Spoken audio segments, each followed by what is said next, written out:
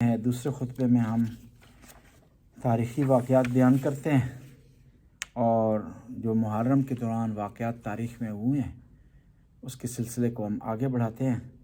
4 محرم کو جو واقعات ہوئے ہیں ان میں سے عبید اللہ بن زیاد نے کوفہ میں تقریر کی ہے۔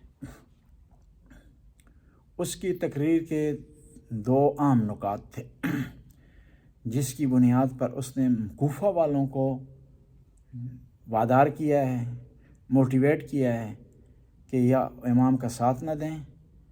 پہلا یہ ہے کہ وہ امام کے خلاف اٹھ کھڑے ہوں، اگر خلاف نہیں اٹھ کھڑے ہو سکتے، کربلا نہیں جا سکتے تو امام کا ساتھ نہ دیں۔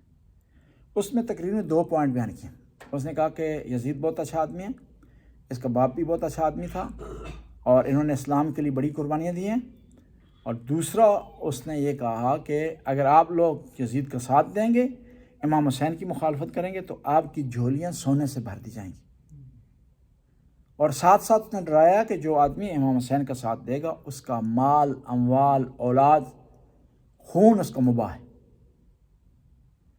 اسی بنیاد پر کوفہ کی جو اکثریت تھی وہ امام حسین کو انہوں نے ساتھ نہیں دیا اور یزید کا ساتھ دیا۔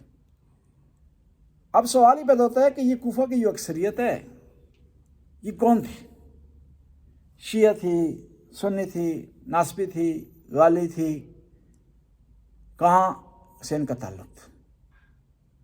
اس میں کوئی شک نہیں ہے کہ کربلا کے واقعے میں اہم کردار یزید کا تھا۔ اب اس کی فوج کہاں کی تھی؟ مکہ کی تھی، مدینے کی تھی، وہ ایک علیحدہ پوائنٹ۔ اور وہ لوگ کون تھے؟ کوفہ کی جو اکثریت تھی وہ شیعہ نہیں تھی۔ کوفہ کے لوگ 3 حصوں میں تقسیم ہوتے ہیں، اکثریت شیعہ نہیں ہے، کچھ شیعہ ہیں اور وہ شیعہ 2 حصوں میں تقسیم ہو گئی تھی۔ کچھ نے اپنے آپ کو پہنچایا ہے کربلا اور امام کا ساتھ دیا ہے، اور کچھ لوگ جیل میں تھے۔ جو پہنچے ہیں حبیب بن مظاہر کوفہ کے ہیں، عابس شاکری کوفہ کے ہیں۔ اس طرح جو تعداد گنی جاتی ہے کم از کم 30 افراد جو ہے امام کے ساتھ جو شہید ہیں کربلا میں، یہ کوفہ کے تھے۔ اور کون تھے؟ یہ شیعہ تھے۔ اب لوگ سوال کرتے ہیں کہ شیعوں نے ساتھ نہیں دیا، اور یہ لوگ 72 مارے گئے کون تھے؟ شیعہ تھے۔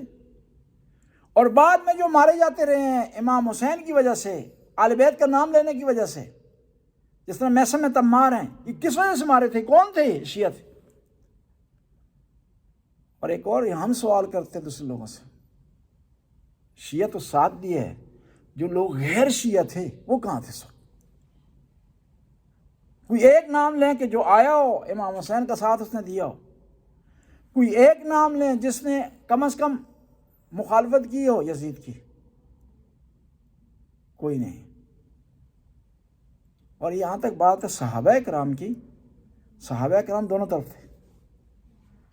صحابہ کرام امام حسین کے ساتھ بھی تھے اور مخالف پارٹی میں بھی تھے۔ یعنی خود صحابی ہونا کوئی ایسا ٹائٹل نہیں ہے جس کی وجہ سے کوئی جنتی ہو جائے یا جہنمی ہو جائے۔ یہ ٹائٹل ایسا ٹائٹل نہیں ہے۔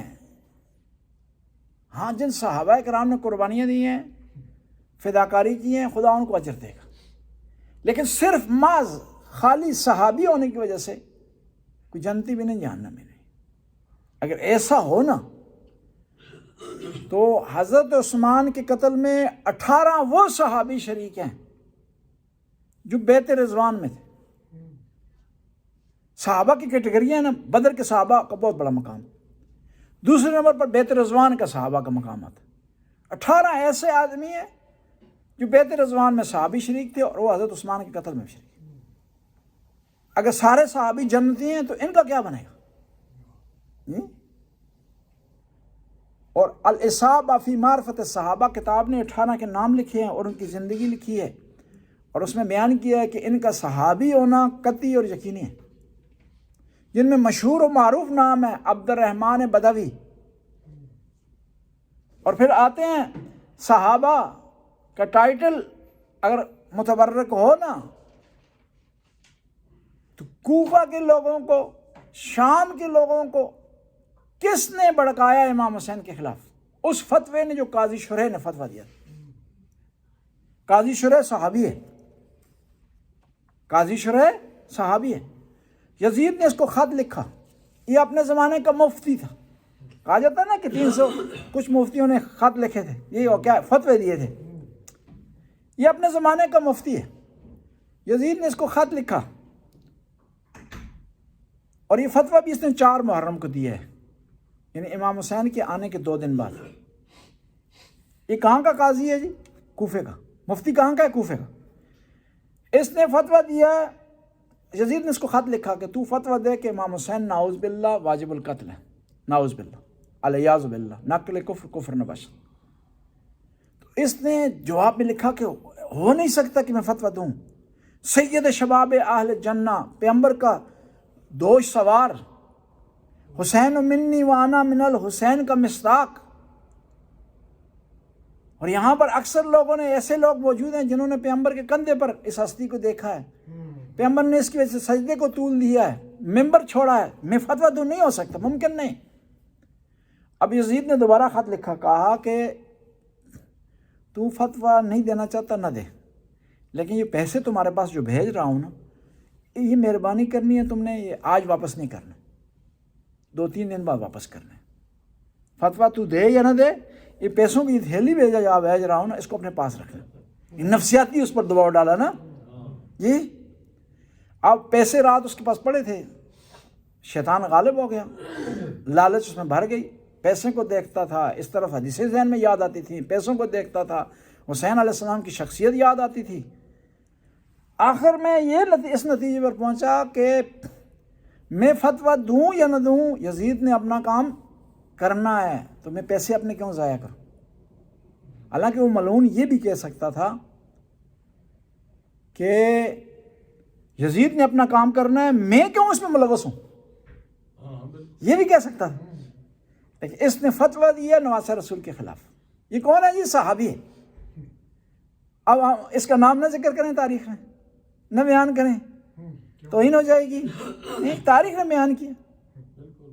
اور یہ تو ہم کہہ سکتے ہیں جو بھی امام حسین کی شہادت میں شریک ہے کسی حوالے سے بھی, وہ ملعون ہے, چاہے وہ صحابی ہو چاہے غیر صحابی ہو. اس میں معافی کسی کو حاصل نہیں ہے, کیوں قرآن کہہ رہا ہے کہ وہ لوگ ملعون ہیں جنہوں نے نبی کو دکھ دیا, نبی کو اذیت دی. اور اس سے بڑی نبی کو اذیت کیا ہو سکتی ہے کہ ان کے نواسے کو کربلا کے میدان میں شہید کیا جائے اور اس کی شہادت کے اسباب فراہم کیا جائے. بس میں عرض کر رہا تھا کہ یہ 4 محرم کو جو دوسرا واقعہ ہوا ہے 61 ہجری کو, یہ قاضی شریح کا فتویٰ ہے امام حسین علیہ السلام کے خلاف. پھر 4 محرم کو شہادت ہوئی ہے قیس بن مسہر سیداوی کی. امام حسین علیہ السلام نے کئی سفیر بھیجے ہیں کوفہ کی طرف. پہلے سفیر آپ کے مسلم بن عقیل ہیں. دوسرے جو سفیر بھیجے ہیں قیس بن مسہر سیداوی ہیں.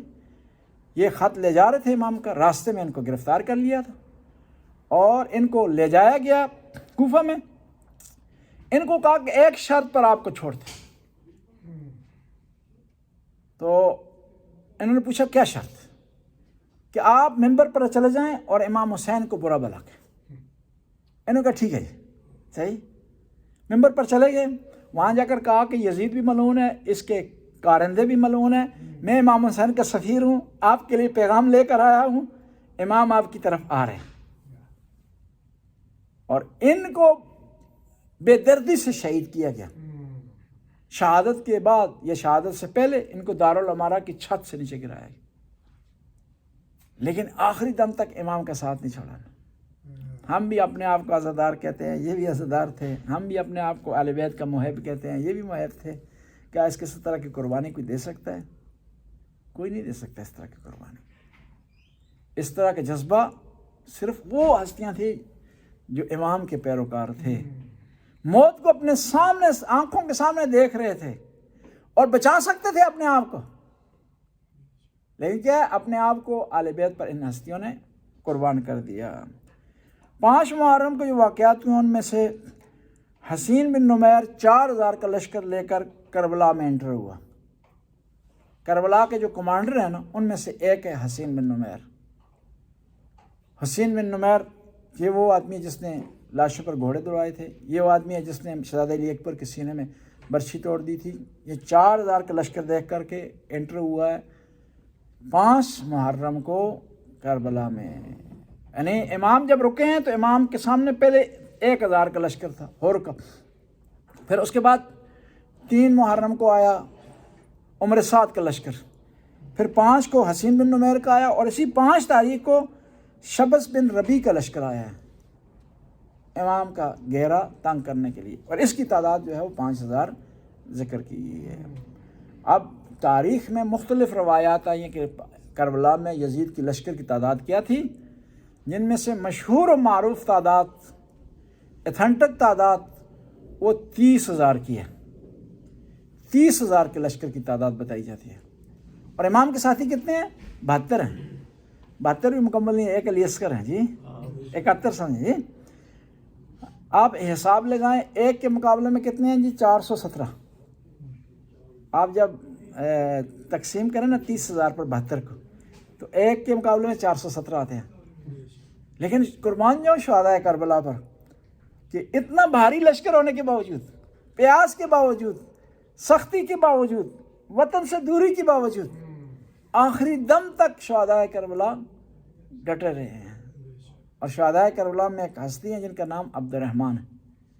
شب عاشور میں امام کی خدمت میں حاضر ہوئے ہیں, کہا یا ابن رسول اللہ, میری 1000 جان ہونا آپ پر قربان, اور مجھے 1000 دفعہ قتل کیا جائے, اور میری خاکستر کو, میری بچنے والی راکھ کو جلانے کے بعد ہوا میں اڑایا جائے, پھر بھی میری اس راکھ سے آواز آئے گی لبیک یا حسین. امام کے ساتھی اس طرح کے ساتھی تھے. اس لیے تو امام حسین نے فرمایا جو خدا نے ساتھی مجھے دیے ہیں, کسی نبی کو وہ ساتھی عطا نہیں ہو, کسی ولی کو ساتھی نہیں. اور قرآن نے ان کے بارے میں بڑا پیارا جملہ کہا, قل یا ایھا الذین ھادوا ان زعمتم انکم اولیاء للہ من دون الناس فتمنوا الموت, کہ اگر تم گمان کرتے ہو کہ اللہ کے ولی ہو تو موت کی تمنا کرو. شہدائے کربلا نے موت کی تمنا کر کے بتا دیا کہ ان سے بڑا اللہ کا ولی کوئی بھی نہیں ہے. بسم اللہ الرحمن الرحیم, الحمدللہ رب العالمین.